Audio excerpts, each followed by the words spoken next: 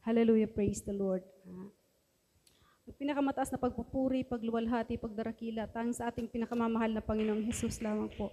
Double honor and respect to our beloved parents in the Lord, beloved Honorable Evangelist Pastor, Will Estrada Almeda, and Honorable Assistant Pastor Lina C. Almeda. Pagbati din po sa kanilang mga beloved children. Sa lahat po ng mga preachers, workers, manunugtog, mga awit, sa inyong mga minamahal, baguhan man datihan, mapagpalang gabi na po sa ating lahat, sa pangalan po ng ating pinakamamahal na Panginoong Yesus. Ako po nagpapasalamat at minsan pa ako po nabigyan ng pagkakataon na maluwalhati at maipahayag ang mga kabutihan ng ating pinakamamahal na Panginoon sa aming buhay. Pinagpapasalamat ko po sa mahal na Panginoon yung minsan pang pagpapagaling niya sa akin nung halos ilang buwan na po na nararamdaman ko sa aking tenga. Grabe po talagang pananakit niya. Tapos umuugong po siya ng sobrang napakasakit po. Halos araw-gabi ko po siyang tinitiis. Pero sa pamamagitan po ng pagsusumamo, pagpanalangin, paghingi ng kapatawaran sa mahal na Panginoon, nandyan po ang kagalingan na pinagkaloob sa akin ng ating pinakamamahal na Panginoon. Ngayon po hindi ko na po siya nararamdaman. Kaya pinapasalamatan ko yan masyado sa ating pinakamamahal na Panginoon. Ang isa ko pa pong pinapasalamatan sa mahal na Panginoon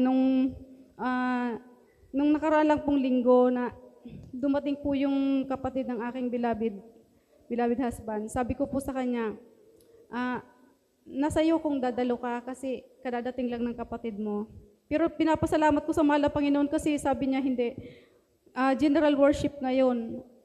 Salamat at inuna niya pa rin ang pinakamamahal na Panginoon. Sumamba pa rin siya. Kaya nagpapasalamat ako sa mahal na Panginoon kasi talagang natututo na po siyang unahin ang kalooban ng ating pinakamamahal na Panginoon. Ngayon din, pinapasalamat ko pa rin sa mahal na Panginoon yung minsan napag-uusapan po namin ng aking beloved husband. Sabi ko, mahal na Panginoon, kailan kaya mapapalitan ang bubong namin? Kasi halos tuwing umuulan po, halos wala na kaming maapakang yung tuyo. Lagi na lang po, lahat na lang po basa, yung tulo dito, tulo doon, tapos palaging may mga sahod na planggana. Kasi wala nga po kaming makuhanan pang pambili gawa ng siyempre wala rin po kaming maayos na trabaho. Pero talagang dakila po ang mahal na Panginoon kasi nandyan po ang pagpapalang pinagkaloob niya sa amin. Ngayon pinapasalamatan ko po kasi naayos na po yung bubong namin. Hindi na po kami magtitiis sa tulo ng ulan. Napakadakila talaga ng plano ng mahal na Panginoon. Hindi man po namin hinihingi. Pero talagang ipinagkaloob niya po sa amin. Kaya salamat sa mahal na Panginoon. Pinapasalamatan ko pa rin ang mahal na Panginoon kasi kanina sabi ko, mahal na Panginoon siguro hindi ko kayang dumalo kasi talagang grabe po ang sama ng pakiramdam ko. Pero talagang ang mahal na Panginoon, hindi niya talaga kalooban na yung hindi ka sasamba. Kahit anong hinihingi ko palagi sa mahal na Panginoon ang kalakasan. Pinapasalamat ko sa mahal na Panginoon kasi talagang nandiyan palagi ang pinagkakaloob niya sa aking kalakasan. Kaya eto, nakapagsamba ulit ako ngayon. Pinapasalamatan ko yan sa mahal na Panginoon. Nagpapasalamat pa rin ako sa mahal na Panginoon kasi sabi ko, mahal na Panginoon, gusto ko rin umawit sa iyo, pero talagang, sabi ko, patawarin mo ako, mahal na Panginoon, kasi wala talaga akong lakas ng loob. Kaya sabi ko, mahal na Panginoon, patawarin mo ako. Sabi ko, gusto ko umawit ngayon, pero talagang wala ako ng lakas ng loob. Natatalo po ako ng kaba. Kaya sabi ko, mahal na Panginoon, siguro sa susunod na lang. Kaya sabi ko, mahal na Panginoon, patawad. Gusto kitang awitan, pero talagang hindi ko talaga, wala akong lakas ng loob. Kaya nagpapasalamat din ako sa mahal na Panginoon kasi sabi ko, siguro hindi pa kalooban ng mahal na Panginoon. Kasi, grabe po talaga ang kaba ko. Kahit po sa pagpapatotoo, talagang hindi po talaga maalis ang kaba ko. Kasi sabi ko, siguro kasi talagang ang mahal na Panginoon ang kaharap natin dito. Hindi yung mga kapatiran, hindi yung mga tao. Kaya nagpapasalamat ako sa mahal na Panginoon kasi nandiyan palagi ang pag-comfort niya sa akin. At saka pinapasalamat ko rin sa mahal na Panginoon yung aming pinagdadaanan ngayon. Sabi ko nga, ang pagsubok, hindi naman ibinibigay ng Panginoon kung hindi natin kaya. Alam kong hindi niya kami pababayaan.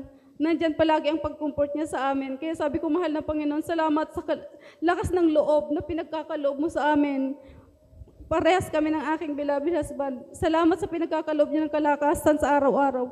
Yung beloved husband ko talagang, sabi ko nga, nagtataka ako sa iyo kasi iba yung kinikilos mo sa sinasabi ng doktor. Kaya sabi niya, sa mahal na Panginoon kasi ako umaasa, hindi ako sa tao umaasa. Kaya salamat sa mahal na Panginoon.